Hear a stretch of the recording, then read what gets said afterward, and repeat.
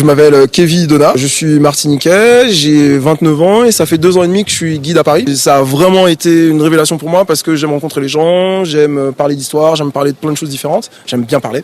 Et puis c'est comme ça, au fur et à mesure, de fil en aiguille, que m'est venue l'idée d'un Paris un peu différent. Là, comme je vous ai dit, on a franchi le boulevard Saint-Michel et donc on a changé d'arrondissement. On est dans le 6e, mais quand on arrive ici, il faut parler des gens qui ont marqué le quartier. Juste devant vous, il y a un restaurant qui s'appelle le Polydor.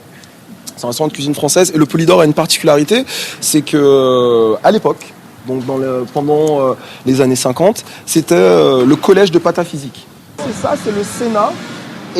Et le Sénat, donc, quand on parle du Sénat, on peut parler du président du Sénat et on peut parler de Gaston Monnerville. Et récemment, j'ai vu un reportage sur lui qui, ça vous intéresse, ça commence par des témoignages d'avocats et d'hommes politiques français, 4 ou 5, qui chacun séparément dit s'il n'avait pas été noir, il doit être président de la République. Le café Tournon, c'est un café qui a été très cher pour les Afro-Américains, notamment dans les années 50. Le quartier latin dans les années 50, qui était un endroit de folie, où on venait danser, où on venait s'encanailler. En 2 parties, il y a une partie où en fait le 5e et 6e sont parmi les arrondissements les plus connus, les plus visités, mais on ne sait pas qu'il y a une autre facette, qu'il y a un quartier latin noir, qu'il y a un Saint-Germain noir, et donc de montrer ça. Et puis ensuite, de finir à la Goutte d'Or, je trouve que symboliquement c'est intéressant parce que se contenter de ne parler que des clubs de jazz des années 50, ben c'est un peu désincarné.